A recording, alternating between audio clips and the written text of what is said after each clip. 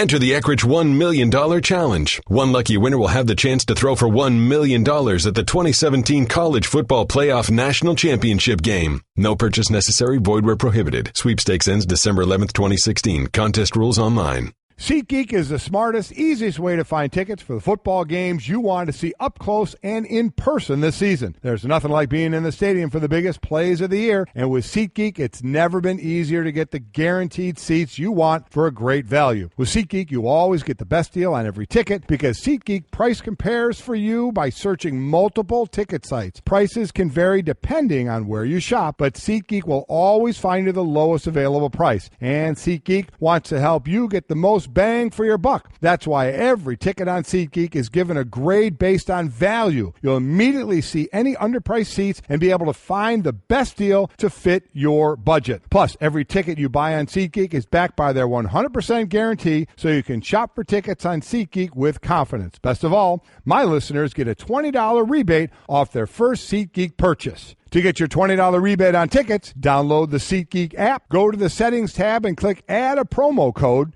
Enter promo code Mike. SeatGeek will send you $20 after you've made your first ticket purchase. Download the SeatGeek app and enter the promo code Mike today.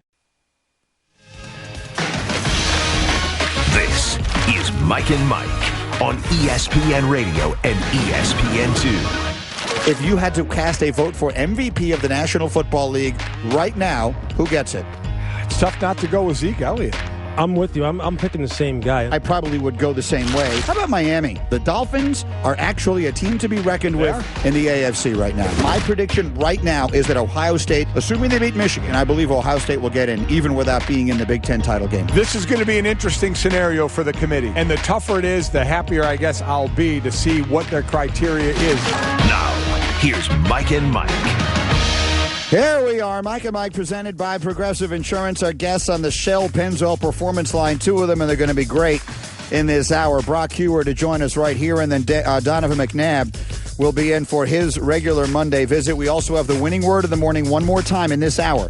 20 minutes from right now, we'll give you the word. Golick will give you the ways to enter, and you could be on your way with us for a trip to the College Football National Championship game.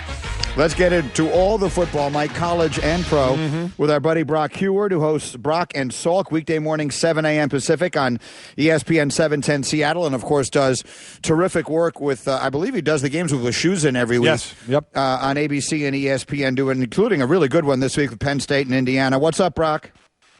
Hey, good morning. I just want to say before I get started, we gave you a little love. I don't know if you go back and watch the TV broadcast, but you were straight William Wallace, Greeny, when you were at Northwestern a couple weeks ago. You held up that sign, and the players running out. I texted Golick.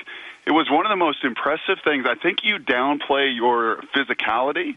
You held that thing above your head as the players run on the field, and every one of them was banging it.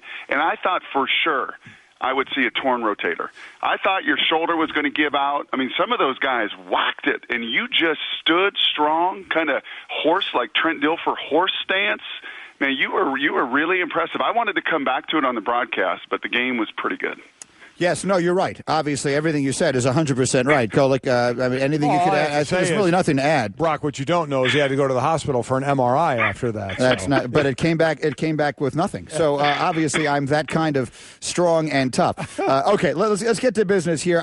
I want to do a bunch of different things with you, Brock, and let's start with the professional football team that you guys cover on a regular basis, and that is the Seahawks, who have back-to-back primetime games. They win a tough one with Buffalo on Monday night. Controversy with the kick and Sherman and everything else, then go across the country last night and do something that isn't easy to do, and that's beat Tom Brady in his house. What do we say about the Seahawks' place in the pecking order of pro football right now? When Russell Wilson is healthy, they're as good as anybody. And I would go so far as to say when that dynamic is back and he can extend plays and he can get out of trouble and his legs at least make a defense think, and it can't be just one-dimensional and slam and stop the run and all that play pass comes to life. When Russell Wilson is healthy, they are an absolute Super Bowl competitor and combatant, and I think Russell is right in the heart of an MVP conversation as he was at the end of last season. You know, a guy that's kind of hasn't been around all year, doing what he did last night, led the team in rushing and receiving. C.J. Prosise, what he can do carrying the ball, and what he did this at Notre Dame a lot as well, catching it out of the backfield. Talk about him for a bit. I mean, we know about Russell Wilson and how great he can be in that defense, but how about those other players that maybe a lot of people don't know about that are helping the cause? It was their rookie class, Mike, last night that came to life as well, and they really needed it. Their first-round pick, Ifedi, struggled. He played his best game. Jaron Reed at D-tackle was a difference maker. They've loved C.J. Prosise.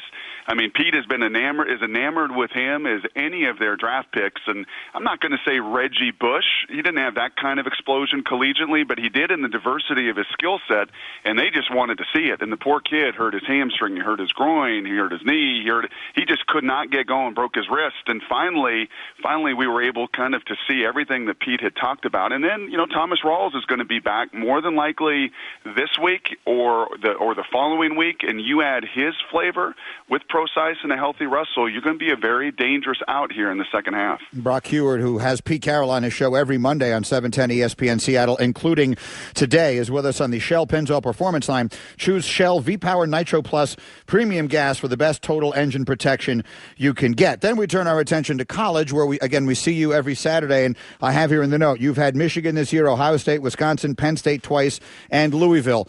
But it's a team you haven't had that I really want to get your take on, because you're out there in the state of Washington, in Seattle. Washington loses to what looked to me like a very good USC team the other night, but we've seen from the committee that they were already a little bit, mixed in their views on Washington. Not really a signature win, very bad non-conference schedule. Just how good a football team is Washington, and what do you think they're staring at right now coming off their first loss? They're a top 6 team as I look at all of these teams and have a chance to scout them and watch the tape and get behind the scenes. They're, to me, one of the top 6 teams. They lost their best pass rusher, that hurt. They lost their middle linebacker and leading tackler, really their alpha in the middle. Their middle linebacker, Azim Victor. The pass rusher was Joe Mathis. Those 2 losses in that front 7 have hurt them pretty significantly, and I don't know if they can win the next 3 without those 2 guys. If they were in the fold, it would have been a different game Saturday night against USC. I think it would be a different game down the stretch. They don't have them. And in year 3, I don't know if they've got the elite kind of depth to just step right in these prime-time, huge, momentous games. But I still think they're one of the top 6. And I would contend when you say no marquee win, let's remember Stanford was number 7 in the country when they came in. It started 2-0. It run all over everybody. And they didn't just beat them. They humiliated them. They injured them. And they lost a couple more to follow. They since have rebounded. Beat Notre Dame, sitting at 7-3. Going to Utah, winning at Utah against a top 15 team was a pretty significant win. And I heard you guys saying earlier, and I don't question it, but I think it's worth debate, is the Pac-12 is down. The Pac-12 is down. Well, is it down because Washington State, and Colorado, and Utah are up?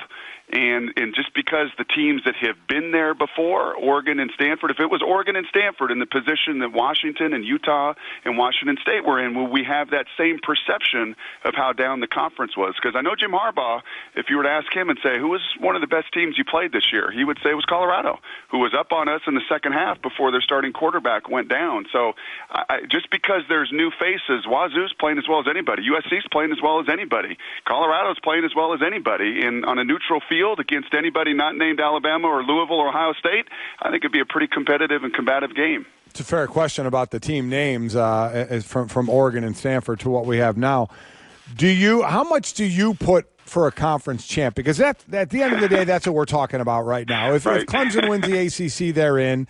If Michigan wins the ACC or wins, they're in. If Ohio State beats Michigan and it's somebody else winning the Big Ten, does Ohio State maybe get in over a Washington Pac-12 championship team if they go on and win that?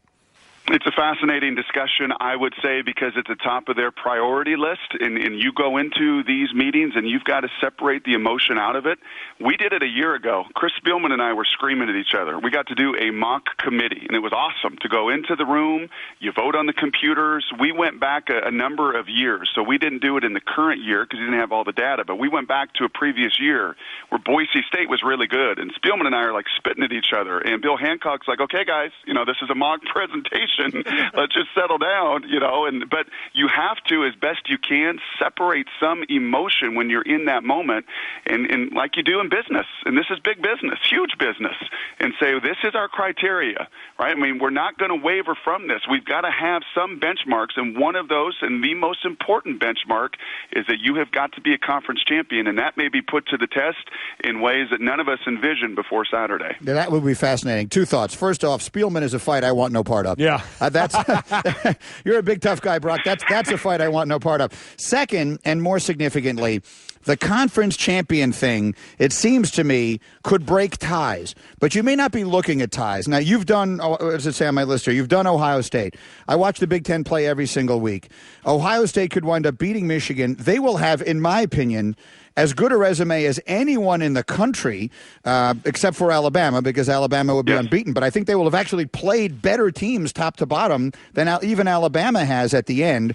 So if by a sort of a quirk, they don't wind up getting into their Big Ten championship game, whoever winds up winning the Big Ten championship game, I think will have a lesser resume than they do, which is why I say they're the one team that I think gets in no matter what. Yeah, I tend to agree with that. In having seen them, they're much better than I think on paper than Wisconsin, and they beat them, albeit in overtime.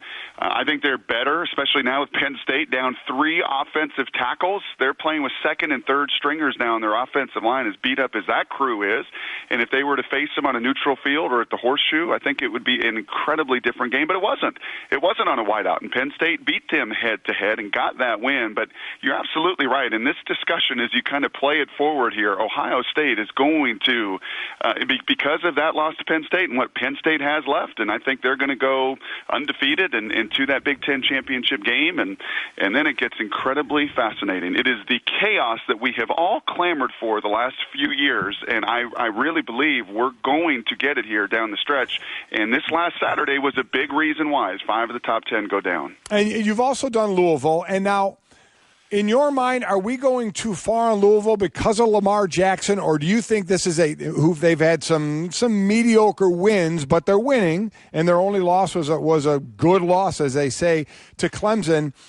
Are we talking about this team more because of Lamar Jackson giving them the benefit of the doubt? Do they deserve to be in that top 6 conversation? Louisville is 100%, and Louisville is the most volatile team in college football, bar none. No debate about it. And I think it starts at the top. It starts with having over 20 transfers, either from other schools that booted players out or from junior college ranks. That's the way that Petrino has built his teams there at Louisville. He takes risks that others won't, and they are unbelievably volatile. They'll play down to Duke and to Wake Forest, and they will play up, and they better play up Thursday at Houston and play toe-to-toe in a final play against Clemson in Death Valley. They've got the best player in college football. And beyond that, Mike, I saw them at their absolute apex. NC State had Clemson beat the week before and was coming in feeling great, and it was 40-0 at half. And you saw the upside. I mean, they are an upside team, and Nick Saban would want no part of Lamar Jackson. He would want no part of that overall team speed, no part of the NFL nasty dudes they've got in their front 7. That is a volatile team, and when they put it together, they probably on paper and on tape, if you put the game tape on, when they put it together, they give Alabama the best test, in my opinion. And so that would bring us to a final thought, because I know you got to run tape something here. If it comes down to the question of, do you put, when you're breaking ties at the end of this thing and you got to put teams in this thing, would you put more weight on who you've beaten or who you lost to? Which is to say, Louisville is going to wind up having probably the best loss of all the teams that we debate, but they're not going to have anywhere near the best wins. Which is more important? Yeah, I would say who you beat. And especially down the stretch. And we better have learned something from Saturday before we just all of a sudden crown all these guys and they're going to roll and Penn State's going to win their final 2 and this is going to happen. We need to slow our roll because college football is different this year. There's Alabama clearly at the top, and even Ohio State has played down to some competition, went into some overtime, is finding some of their footing as Urban Meyer typically always does in the month of November. But I'd be very, very careful counting this and slotting everybody in based on what we saw last weekend and what I have seen this entire college football year. Wisconsin, Penn State, Colorado, Washington State, Oklahoma's red hot. I mean, you put any of these teams in a neutral field environment, and it is a total toss-up and pick 'em. And that's the beauty of this college football season. And if we had chaos this last Saturday, we're going to have chaos moving forward. And that's why, and I love what Louis Riddick said. I was listening to guys driving in this morning when he said, I got to have context, and I got to have that eye test, and I got to see what teams do down the stretch. And let's remember what Ohio State did getting in the playoff that first year. They just thrashed people down the stretch. And in our conversation of the Buckeyes, if they go in the horseshoe and at home and they thrash Michigan by 3 or 4 touchdowns, that will make a major impact on the decision-making process in that committee room. Yeah, I totally agree. Brock, we know you need to run and tape something. Thanks a million. This was great. Brock. We'll talk to you soon. You got it, guys. All right, for those of you up early and listening in Seattle, he's got his show coming up this morning, Brock and Salk on 710 ESPN Seattle, and they will have Pete Carroll on the show. Mike and Mike presented by Progressive Insurance, creators of the Name Your Price tool. Choose from a range of coverage options and pick the price that works for you. As we were having that conversation, Mike, I just saw Herbie tweeted the following. So you tell me what you think of this. Herbie tweeted 9 minutes ago, my current top 4 with 3 weeks to play. And to the point that Brock was making, he's right. All this stuff is going to play out. Oh, yeah. But all we can do is react to where we are right now, right? I mean, we don't know what's going to happen. All we can do. That's obvious. So this is what he tweeted. He tweeted my top 4 right now. Number 1, Alabama. Number 2, Ohio State. Number 3, Louisville. Number 4, Clemson. And then he said my next 2 are Michigan and Wisconsin. So of significance there, 3 of his top 6 are from the Big Ten, and none of them is Washington. Your thoughts? Well, listen, this is how it's been going for the Pac-12, and I think Brock brings up a good point, don't you? I mean, well, what is your answer to that? It's not Oregon and Stanford, so they're down. I mean, it's cyclical. There are times when some teams are better than others. This year, it happens to be Washington State. Colorado's playing extremely well as well, and has now they have a couple of tough games in Washington State and Utah, but they're in the driver's seat to reach the Pac-12 championship game. I think there is something to do with that. There is something to do with that, but also that it is cyclical. I mean, how many years ago was it we were saying the Big Ten could be the worst conference in all of football of all the conferences, and it comes around. Now the Big Ten is certainly a lot better, especially at the top, no doubt about it. But I can definitely see the committee not enamored with the Pac-12. And because the household name factor is a factor. It absolutely is a factor. And you know what? It shouldn't be a factor. It shouldn't be. Just like it shouldn't be a factor that Ohio State is a big name and they should get any extra love because of that. Do I think Ohio State's one of the top? Absolutely, they're one of the top teams right now. But you can't put into it because they're a big name, just like you can't say, well, it's not Oregon or Stanford, so we're not going to give any love to Washington and or Colorado if they were to be one loss, or if Washington was to be a one-loss Pac-12 champion. Well, here's the thing, though, right? So if you look at Washington's wins, as of right now, what look like their best wins? I'm just going to read you the teams they've played. It looked like Stanford at the time, but right? We know that it hasn't worked out well. Okay, yeah. So Stanford's playing well. Better now, yeah. But a lot of other teams have much better wins without than a doubt. We're getting very excited about Colorado and Utah. Well, that is they're waiting to see if they play Colorado. Colorado has 2 losses this year. They lost to Michigan, who was number 4 at the time, and they lost to USC. Right. A team that's really But who'd they beat? Extremely. I mean, my point, who'd Colorado beat? Well, again, we're talking about the Pac-12, so that's what we're going to say because teams are down. I guess my point right? is look at the non-conference schedules that the Big Ten teams played. Ohio State played and killed Oklahoma. Yes, they did. Right? Wisconsin played and beat LSU. Yes, they did. All right? So these teams have beaten each other. Right. So I don't know how good they are. To Brock's question, I'm not telling you they aren't good. Right. I'm with you. you. I don't know that they are good. I've seen the Big Ten teams go and play teams from other conferences and beat them. It's very true. Look how good. Now, I know Oklahoma started badly. Yeah. All these things happen, but they beat them. Right. I mean, they played each other and they won. Wisconsin played LSU and they won. However good LSU is, they're way better than Portland State. Yes, they are. So, to me, I think that Washington is going to get dinged because people aren't buying into the Pac-12, and it's very hard. Find me the Pac-12 team that has the great win outside the conference. Do you know what I mean? Yeah. Like, show me the Pac-12 team, because Danny Kanell is in his usual fashion out there tweeting, and anything that he perceives to be against the company line, he's way into. So he's tweeting all of this support for the Pac-12. Danny, tweet me the big win a Pac-12 team has outside the conference. I'd like to see it. I'm not telling you it doesn't exist. I haven't analyzed every team's schedule. No, I don't think they do. But I can sit and I can name for you all these other ones. Listen, Alabama played USC. They won 100-2. I was just going to say, we had 56-0. We had a Pac-12 team playing a big-time out-of-conference game, and that was Alabama. Now, the USC team now would give Alabama a better game. It wouldn't be 56-0, but Alabama would still win that game.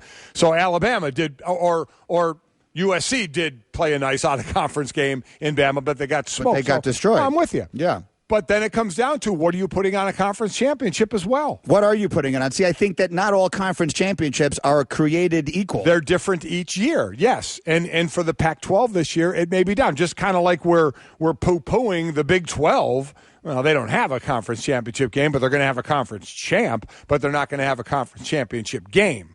So the point is, we have not had we've only got 8 teams that have ever made this thing, right? Right. But we haven't had a non-conference champion in yet, right? The 8 teams have all been conference. They didn't have a championship game for Oklahoma last year, but we've had 8 conference champions get in. Yes, we have. So to whatever degree that has been relevant, they have placed significance on that. The committee has placed significance. That's why I still think if Washington wins the Pac-12, they're going to be in. I'll make you a gentleman's bet right now. You're wrong. I'm not saying that's going to be right or wrong, but I'm saying I think they're going to put that on. I think the committee wants that to be known, that of all the criteria out there, we are weighing heavily if you can go through, get to your conference championship game, and win your conference championship game. Now, we'll see if Washington can do that. Brock just went over some of the people that they have injured, and they're significant, so we'll see. But I'm just saying, I still think that they're going to place a lot of significance to a conference championship. Okay, we are Mike and Mike. We still have so much work in today. We're presented by Progressive Insurance. Guests on the Shell Pennzoil Performance Line, including Donovan McNabb, who will be in here next. Very interesting. As great as Dak Prescott has been, there's another young quarterback Donovan McNabb likes even better, and you'll hear who that is in a moment. But we will spend that moment giving you today's winning word, and thus your chance to win a trip with us to the college football championship game. Our most recent winners were John from Michigan and Dustin and George, who are both from the state of Ohio. We've had a ton of winners, each day a winner, and today and tomorrow are the last days. So here's the way this thing works. Again, thanks to AutoZone, we're going to give you the word right now. We're going to give you the 2 ways to enter. You should do both, and that doubles your chances of winning today. And you and a guest could be on your way with us to the national championship game just for knowing that today's word is crazy. It was a crazy college football Saturday, and so the word of the day is crazy, C-R-A-Z-Y. And here are the 2 ways to enter. And please enter both ways, but only these 2 ways to be officially entered into this contest. Take the word crazy and text it to 777-000, or enter the word crazy online at mikesroadtothecfp.com. Again, these are the only 2 ways, and you can do them both. Text to 777-000, enter online at mikesroadtothecfp.com. Do both right now. Double your chances of winning. Donovan McNabb with a fascinating take on Dak Prescott and more as we continue next after this word from 1-800-Flowers. Mike, the Thanksgiving Day countdown is about to kick into panic mode. Now, with all that chaos and stress swirling around, surprise your wife or your girlfriend. Make her day by sending a beautiful bouquet of multicolored roses from 1-800-Flowers.com. Right now, when you order 24 multicolored roses, you're going to get them for just $24. It's 1-800-Flowers 24 for 24 Thanksgiving deal. Yeah, and 1-800-Flowers works with premier farms around the world to ensure you get the best roses available for the best price available. And this price, 24 multicolored roses for $24. Every rose bouquet backed by their 100% smile guarantee. You want to order 24 multicolored roses for just $24? Here's what you do. Go to 1-800-Flowers.com from your desktop or your mobile device. Click on that radio icon and enter the code MIKE. 1-800-Flowers.com. Click the radio icon, enter Mike. The offer ends Friday. Back after this, Mike and Mike.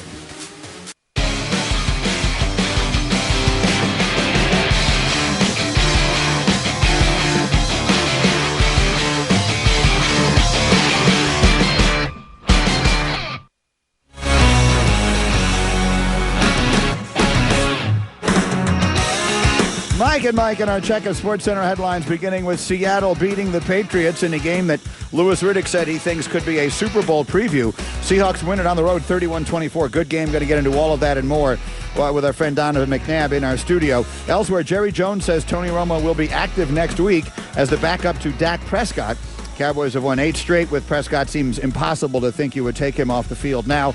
And if you're looking for college basketball, you've come to the right place. The 9th annual College Hoops Tip-Off Marathon begins today, 6 Eastern, on ESPN2 and ESPNU. 13 games in total will be broadcast. And our SportsCenter is brought to you by Goodyear. What does it take to be blimp-worthy in college football? Well, Goodyear knows it's hard work, determination, and grit they've seen from the blimp for more than 60 years. That's blimp-worthy. Goodyear, official sponsor of the college football playoff. Very quickly, as we bring Donovan McNabb into the conversation, we opened the show this morning by wondering if now that we have at least gotten past the actual election part of the election and the football was really good this weekend, would the ratings show that? Last night's rating was very good.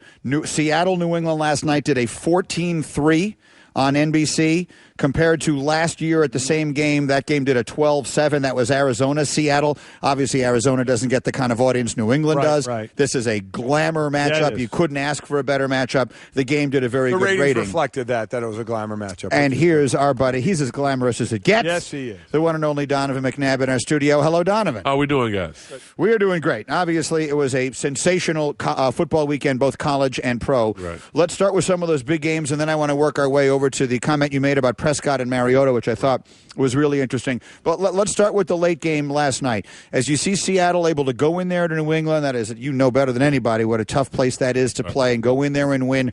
What did you learn about the Seahawks last night? I learned that they also can run the football. Everything that we've been missing over the last couple of weeks because of Russell Wilson and his injury, offensive line continued to struggle. But now when you're able to run the football, that sets up the play-action game. As you can see, going through that game, you would expect Bill Belichick to come up with some type of scheme to have a spy watching a guy like Russell Wilson. Well, you can't do that when they're running the football and moving the chains downfield. One thing that I was quite impressed with offensively was the fact that Russell Wilson continued to spread the ball around. We've seen Jimmy Graham have explosive games all leading up into this point. Now, all of a sudden, Doug Baldwin's getting involved. You're starting to see guys like Kurz getting the ball downfield. This is the type of offense that we've seen late in the season last year while he was on that MVP race. And it's pretty scary, to be honest with you. When you look at the NFC West and you're seeing Arizona, by the way, they're continuing to struggle late in games. And the way that this team now with Cam Chancellor coming back on defense, their emotional leader, and the way they played against New England, I'm with Lewis a little bit. I think this might be a preview to the Super Bowl coming up this year. Yeah, we saw Jimmy Graham have a couple of good games. We know what Baldwin can do. C.J. Prosise, the rookie, coming back from injury. Yeah, you just bring him on because he went to Notre Dame. Well, listen, he is that versatile running back that's kind of hot in the NFL right now, the guy that can run the ball, but more importantly, the guy that's a mismatch on the outside and pass and catching the ball, and he will really bring a lot to Seattle with that. I'm waiting to see who's going to be the bell cow. You think Michael would be the guy. They might not have one. Do you think they may not have one? They may not have one, but someone has to carry the load. You can't expect Russell to do it all by himself with his legs and his arm. He needs some help, and I think for a lot of West Coast offenses, not saying that that's what Darrell Bell was running out there, because I think it's more of a spread kind of an offense. But for West Coast offense, the dink and dunk, meaning the 6-yard tight end routes, the check downs to the running back, that's an add-on to the running game. But you haven't seen that much from the Seattle Seahawks. You're seeing the routes getting pushed 15, 20 yards downfield, which I like that. But you have to be able to set some screens, maybe run some draws. And I don't know if they have guys that can be able to do that consistently. Donovan McNabb in our studio. Straight Talk brought to you by Straight Talk Wireless. Best phones, best networks, half the cost. You hear Donovan every Sunday night with Brian Custer, McNabb and Custer, coast to coast on ESPN Radio, summing up all of these games.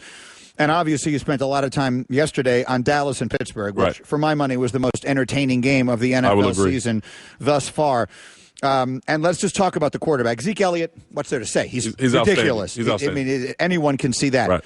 But the things that really impressed me about Prescott, here's a guy who's a rookie. He still played 9 NFL games in his entire life. Yes. And that last drive with 40 seconds left, even when the pocket is breaking down around him, he stands in. He's not bailing out. He's throwing the ball to the right place. He's got poise well beyond his years. The thing that impresses me most, and I'll go back to the Philadelphia Eagles game when, that last two minutes, and then also you look at the overtime. For a young guy to step into that situation, most offensive coordinators will dial up runs, maybe some screens to the halfback, maybe some quick passes to the tight end. They took shots. And now you're seeing Scott Linehan, which I think Scott Linehan deserves a little bit more credit than people have been giving him. The way that he's been dialing up a lot of these plays has put Dak Prescott in a position where he can be comfortable. Yeah, they're running the football and they're running effective with Zeke Elliott. But when you have a quarterback with 2 minutes to go in the game and you feel confident no matter what he's going to do, that it's going to be the right decision. And it isn't so much about Dez Bryant on the outside. I mean, Cole Beasley has become the new Julian Edelman. For old man, as we call it on our show, old man winner, Jason Witten. Yeah. Jason Witten is open all the time. And why? Because now you have to focus on the ability of Dak Prescott using his legs, a possible check down to Zeke Elliott, or he might even hit Butler or Williams, whoever it may be, because they spread the ball around. I love what he's been able to do. I like his leadership. I like his poise. And you're starting to see the team rally around him. The intangibles of confidence, he's got incredible poise. But for you came in at, week 10, week 11? Yes. So you came in, you have the ability to play the quarterback, right. But how about the confidence part of it? How many games did it take for you to kind of really start to feel that confidence build? I would probably say almost mid-season of the following season, because I started week 10. I played a couple series in between leading up into that point, but it was more or less in the middle of the season of the next season. When you're a rookie, it seems like it's your tunnel vision. You're seeing half of the field. For a guy like Dak Prescott, I thought Linehan did a great job of being able to dial down and simplify that offense and give him his confidence. Be able to hit the tight end. Be able to hit Cole Beasley. None of his routes that he was completing was outside the numbers. Now, all of a sudden, he's seeing the whole field, and that's what makes this offense so dangerous. Mike and Donovan McNabb, and for the record, he's on a much better team than you were when you first started as a rookie, which, just the players around him and the weapons are an advantage. The guy who came into the league basically the same exact way that you did, which he was the second overall pick in the draft, drafted by a bad team, and sort of sent out there to sink or swim, is Mariota. Right. And you're starting to see really good things from him. He doesn't have a name wide receiver. He's got the tight ends he's throwing to. They destroyed Green Bay yesterday. And you brought this up on your show. We played it earlier. That right now, as great as Prescott has been, you're higher still on Mariota. Because you know what you can get out of Mariota. Mariota is the reason Mariota won the Heisman. There's the reason he's led his team throughout college in the top 5, top 8 ranking. And now to be drafted to a team like you talked about, not a lot of stars. Offensive line was still kind of mismatched. They drafted Taylor Lewan. They bring in, Orr, but it didn't really work out. Was it the Ken Wisenhunt phase that faded out? And all of a sudden, Mike Mularkey sees something in this kid. He's sitting him in the pocket. He's getting him outside.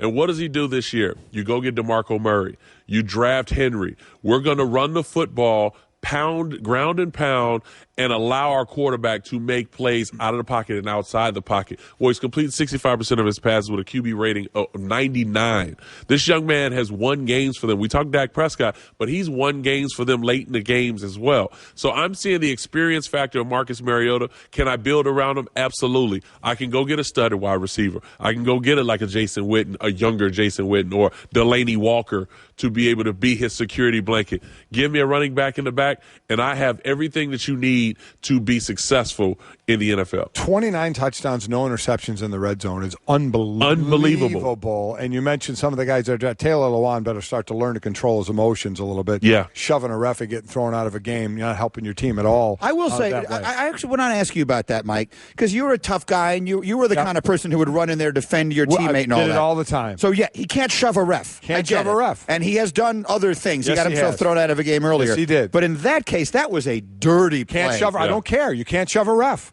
You can't do it. I was a guy that jumped. I was either in the fights or, yes, I was jumping in, always grabbing the opponents. I never grabbed my own guy. I grabbed the opponent to keep him away. I agree with everything you're saying. Yeah. But you can't shove the ref. And it's not like he didn't see him. It's not like he just shoved someone he wasn't looking at. Right. He shoved the ref and was looking right at him when he did it. You can't do it. You have to be smarter than that, so there's no excuse. Common sense has to play a factor in this. And for a guy like Taylor Lewan, who, you're looking at the protection of Marcus Mariota. Yep, right. You have to be out there. Look, I played with a guy from Michigan who, he was a tough guy. He was a guy I can always rely on in John Runyon. John Runyon would do some things that, as a quarterback, is, hey, no problem. You grabbed him. That's one hit off of my body. I don't mind. Let's go. But I knew that he wouldn't take it that far. And so for Taylor Lewan, I think it's something in which, he has to be accountable for the mistake that he made for his football team, because they can win this division. No one talks about this division because it's pretty much soft. You're right. But, You're right. I mean, they can really win this division. And if they get in the playoffs, who wants to play a guy like Marcus Mariota who can get out of the pocket and kill you with his legs and still throw it downfield? Donovan McNabb is in our studio. We'll continue talking football with him as we roll along. Mike and Mike busy on a Monday. Right now, a word from Dollar Shave Club. And you guys, we love Dollar Shave. We've been with them for years. They've been with us. And the shave is fantastic. It is. They have other amazing products as well. Stuff for your hair, your face, for everywhere to keep you feeling and looking fresh. If you're not a member and have never joined Dollar Shave Club, now's the perfect time. You're going to get your first month of razors free. Just pay shipping. And after that, it's only a few bucks to join. So go to dollarshaveclub.com/Mike to join right now. That's dollarshaveclub.com/Mike. Back after this, Mike and Mike. Geico, 15 minutes could save you 15% or more on car insurance. Visit geico.com.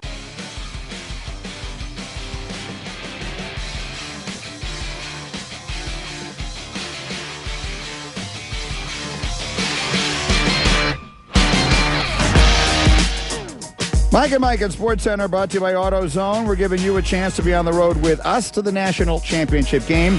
Just be listening every weekday for your chance to win the Mike and Mike on the road to the college football playoff sweepstakes presented by AutoZone. Visit mikesroadtothecfp.com for official rules. Donovan McNabb is in our studio, as he is every Monday.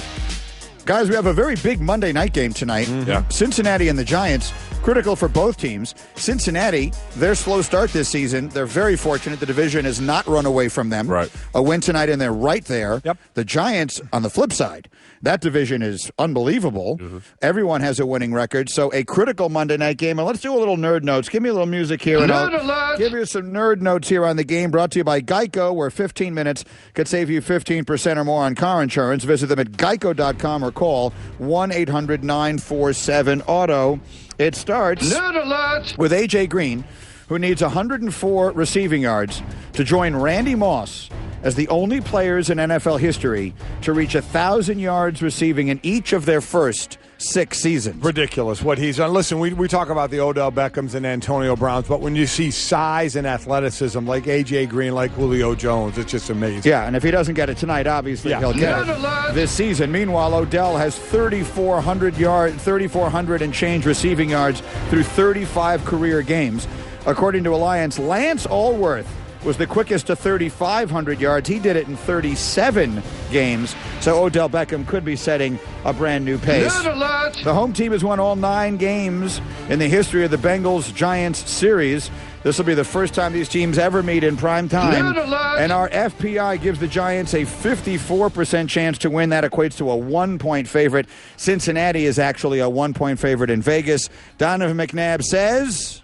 I think the Giants win tonight. I think it's one in which Eli Manning turns up his game a little bit. We'll see Shepard be a major part in the passing game. I know Odell Beckham is the feature, but I think Shepard would be their guy. I agree. I think the Giants win as well. We saw 9-0 at home. This is a Giants home game. I'm not going completely off that stat. I just think the Cincinnati defense has just not been getting it done for me. They've been so inconsistent. So I think Eli has himself a good game tonight. In our weekly fantasy that we do at DraftKings, I have Eli and Tyler Eifert tonight. So I have one from each team. Unfortunately, I'm so far behind it's not going to make a difference. You're in the money again. I got a shot. Yeah, I got Darius in my sight. Yeah, but he's done, and you got someone. I have Eifert tonight. So if Eifert, I think I need 12 points out of Eifert tonight. And the Green Man cashes in the ticket. Okay. Mike and Mike, Donovan McNabb is here. Let's go back. We were talking earlier this morning with Louis Riddick about Ezekiel Elliott and his candidacy for MVP and Rookie of the Year, and you have a little different spin. Yeah, I think that what will end up happening, and they'll go along with this. I think they'll probably be somewhere in between the 12-1 when they're in that area, 12-1, possibly maybe 11-2. They'll begin to sit a lot of their guys toward the end of the season. So Rookie of the Year, I think Dak Prescott deserves Rookie of the Year, being a fourth-round draft pick. The efficiency that he's shown from first, second, and third down, spreading the ball around, utilizing his legs, not turning the football over, he deserves Rookie of the Year. MVP candidate will end up probably being Zeke Elliott, and also he'll get the rushing title. So I know it's kind of tough for people to say, well, how can you get MVP and not get Rookie of the Year? It's a quarterback-driven league, and no one expected this fourth-round quarterback to step in and carry this team where they are. Where the expectation was Zeke Elliott was going to be good. He was going to be the guy. Even still maybe exceeding here. I question when they might start sitting, though, because the one thing you got to be careful of, they want to get home field. They don't want to go to – if it's them in Seattle – they don't want to go to Seattle. Seattle has 2 losses and a tie. And a tie, so they do have a little bit of room there, but they want to be careful of that. At the end of the day, you're playing well enough to have the whole road run through you in Dallas. You don't want to I guess that's where you judge that resting and not caring if you end up going on the road because of it. I don't know. Well, what we did in 2004, which, still pissed all of us off because it messed up our numbers toward the end of the year. I lost out on some money at the end. I ended up getting it back in my new contract. But the whole thing about it, when you get to week 13, and I think when they get to week 13, week 14, there will be a difference between Seattle and Dallas. To where they have it. And they'll probably end up playing the first half of games. Then you'll start to see maybe Tony get a little bit more reps to try to get his legs up under him. They'll put, different guys in different positions to try to gain some experience. So I think it'll be smart to sit guys, especially their offensive linemen, and give them a chance to rest a little bit. And then they'll get home field advantage. And I think they'll represent probably, at this point, if they stay healthy, to possibly get to the NFC Championship. A rookie in the NFC Championship. Because they'll have a first-round bye. I think they win that second-round game. But not they the get Super in Bowl. the NFC. I just think the NFC Championship playing against Seattle, that is tough. Seattle, with their experience and everything else and that defense, that would be quite a matchup. You're right. It's trending towards that game being played in Dallas. Seattle has 2 losses and a tie in the conference. All of them were in the conference. Kind of by attrition. I mean, who else do we see making a run in the NFC? Detroit? That's my point, yeah. Detroit making a run? Atlanta's going to fall off. Do you buy any of the other teams in the East? Do you buy the Giants? Not enough, No. I don't think, Washington? to make that run. No. I think Washington lose to Green Bay when they play Green Bay, and it's the telling tale of how good Washington really is or isn't. Yeah. None of the teams in the North, right? I mean, Minnesota's just injuries and everything else. They've fallen off the face of the earth. Green Bay. What's wrong with Aaron Rodgers and the Packers? I mean, you watched them yesterday. They got punched in the mouth on basically the first play of the game and never recovered. Well, their secondary is depleted. So that means now so much pressure on their front seven, which Clay Matthews hasn't been healthy. You're asking Julius Peppers, who's one of the oldest players in the league at this point, to play more plays than he's expected. So at one point they were number one in stopping the run. Now they're giving up so many rushing yards. So Aaron Rodgers is asked to do so much. I mean, look, James Starks has been pretty much – he's one of those guys that probably could have been on the show with us for about 10, 11 weeks. Yeah. And then he's like, well, you know what? It's time for me to come back. He's never been healthy, so they have no running game. And if Aaron's not on point with his passing and his timing, the whole offense looks awful. I'm looking at Tennessee sitting there at 5-5 in their division, just trying to figure out in the AFC who could break up the mix with Kansas City, Oakland, and Denver, all with 7 wins. I don't see that in either. division. Maybe the one team is Miami. Maybe the one team, coming because I'm with you. That AFC East right now, or the AFC West. AFC West. Yeah. They'll have a leader, and right now both wild cards. But so you put them in there. Anybody out of the North scaring you? Baltimore, Pittsburgh, if they can get that offense going there. But the Miami Dolphins become somewhat intriguing. You know what the thing about it, when you look at the AFC West, there's three teams. But for me, I look at the Pittsburgh Steelers to be the sleeper to be able to open up eyes. Listen, when they're hot offensively, they're going to be tough for anybody to beat. We're out of time. Donovan, we could do this for 10 hours. Thanks, You're the Donovan. best. Thank you so much. We will see you next week. Everybody, this was a fun day. It felt good to talk about football and talk about the football part of football. Tomorrow we'll argue a lot about the college stuff. See you then. Mike and Mike. When you're opening a new office location, but deadlines don't let up, you need to make sure your team can start working fast, which means all of a sudden, you're looking to buy new conference tables, chairs, laptops, and whiteboards quickly. Business cards from American Express Open can give you buying power to help cover the big purchases you need to make when you need to make them. Find out how American Express cards and services can help prepare you for growth at open.com. fans, I'm Cassidy Hubbard. On the latest NBA Lockdown podcast, me and Amin El Hassan, along with producer Josh, discuss, is James Harden the real MVP this season? Are you a believer in him? Download the podcast.